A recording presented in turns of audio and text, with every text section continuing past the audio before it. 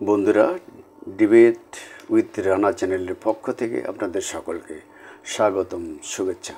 বন্ধুরা, ইতিহাসের কাঁঠাল রানী হিসেবে খ্যাত পতিত স্বৈরাচার শেখ হাসিনাকে বোঝায়, এটা সবাই জানেন।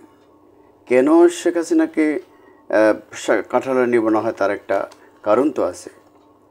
মূলত এ কথাটির প্রচলন শুরু করেছিলেন শেখ হাসিনা যখন গোশতের বদলে কাঁঠালের চপ, রোল, বার্গার, কাবাব ইত্যাদি খাওয়ার কথা বলেছিলেন।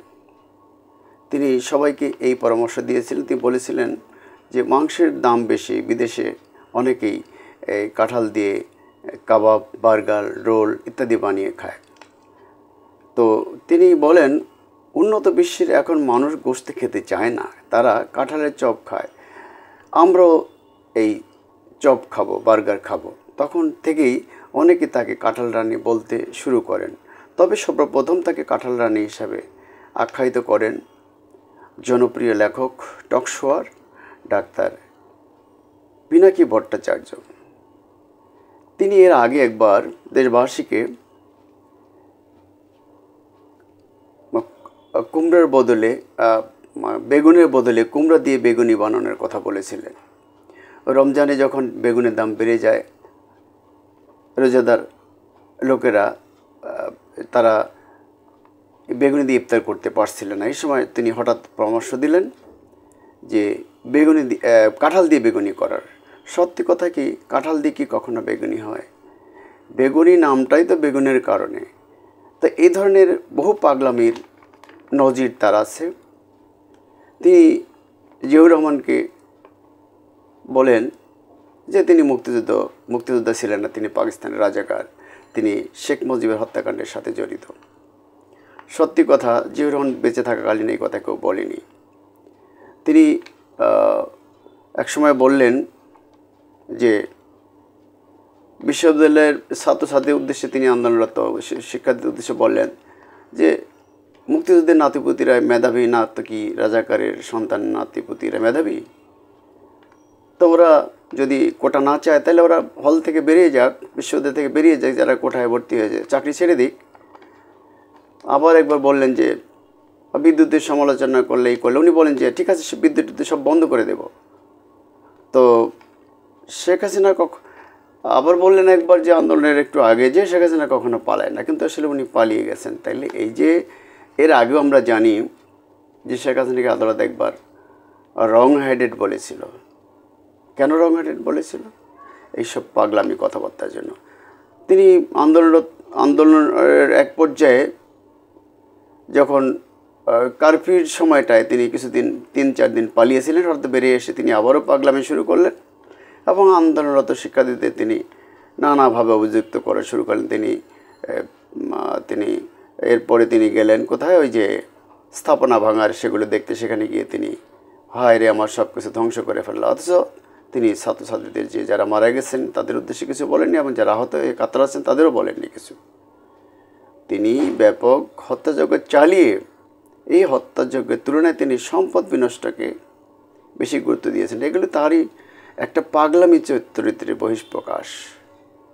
এই পাগলামি করে তিনি অতিরিক্ত 11 বছর ক্ষমতায় ছিলেন। ভোট ব্যবস্থা বাতিল করে, তত্ত্বাবধায়ক সত্ত্ব বাতিল করে, একটা প্রফেশনাল নির্বাচনের মাধ্যমে তিনি বহু মাস তিনি 16-17 বছরে বহু মানুষকে হত্যা করেছেন, গুম করেছেন, মামলা দিয়েছেন। বিএনপির ভাষায় 60 লাখ লোকের বিরুদ্ধে মামলা হয়েছে, গ্রেপ্তার, ব্যাপক নির্যাতন, বাড়িঘরে আগুন, ভাঙচুর, দেশ বিদেশে যেতে বাধ্য করা। পাশাপাশি তিনি এবং তার লোকেরা ব্যাপক রকমের লুটপাট করেছেন, হাজার হাজার কোটি টাকা বিদেশে পাচার করেছেন, ব্যাঙ্কগুলোই ফাঁকা করে দিয়েছেন লুটপাট করে। তার এখানকার তিনি, তার বোন, তার ছেলে, তার মেয়ে, তার পরিবারের সদস্যরা, আত্মীয় স্বজন মিলিয়ে এবং ব্যবসায়ীদের, প্রশাসন, পুলিশ মিলিয়ে যে একটা সিন্ডিকেট করেছিল, তারা বিপুল পরিমাণ সম্পদ লুটপাট করে বিদেশে পাচার করেছেন, দেশে সম্পদ গড়েছেন।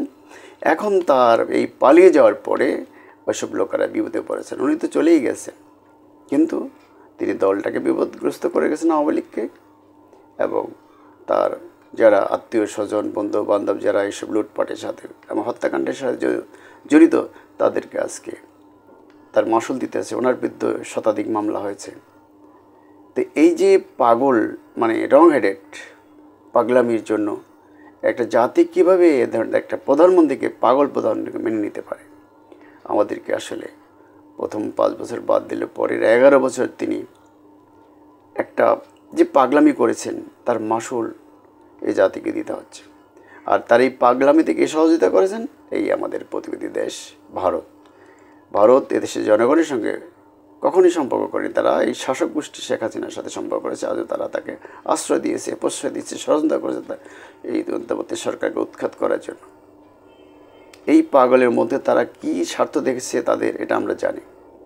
এই পাগল না হলে একটা দেশের সার্বভৌমত্বকে প্রায় বিকিয়ে দেওয়া, এদেশের উপর দিয়ে ট্রানজিট দেওয়া, এদেশে সব কিছু দিয়ে দেওয়া, এদেশের সীমান্তে হত্যাকাণ্ড চালানো, বিনিময়ে করার থেকে শুরু করে ভারত কী না করেছে, আমাদের নির্বাচন ব্যবস্থাকে ধ্বংস করে দেয়, একটা স্বৈরাচারকে মদত দিয়ে ক্ষমতায় রাখা এবং পালিয়ে যেতে সহযোগিতা করা এবং আশ্রয় দেওয়া, সব কিছুর জন্য এই প্রতিবেশী দেশটা আমাদের গণতন্ত্র ধ্বংস, অর্থনীতি ধ্বংসের জন্য দায়ী।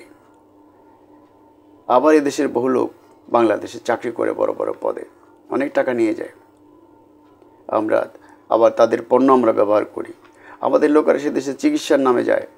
অর্থাৎ ভারতের হাতে টাকা তুলে দেওয়ার যত ফন্দি ফিকির দেশে তা করেছে আওয়ামী লীগ এবং তাদের দোসররা।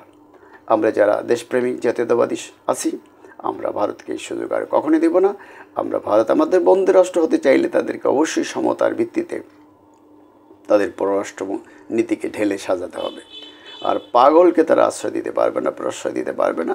আমাদের উপরে এতটা লুণ্ঠন, নির্যাতন, দাদাগিরি তারা করতে পারবে না, এটা আমরা মেনে নেব না, কেউ কখনোই মেনে নেবে না। আর সেই সুযোগ আর ভারতকে দেওয়া হবে না। এবং এদেশে এই পাগল প্রধানমন্ত্রী শেখ হাসিনা, রং হেডেড শেখ হাসিনাকে মেনে নেওয়া যাবে না। খোদা হাফেজ। বাংলাদেশ জিন্দাবাদ।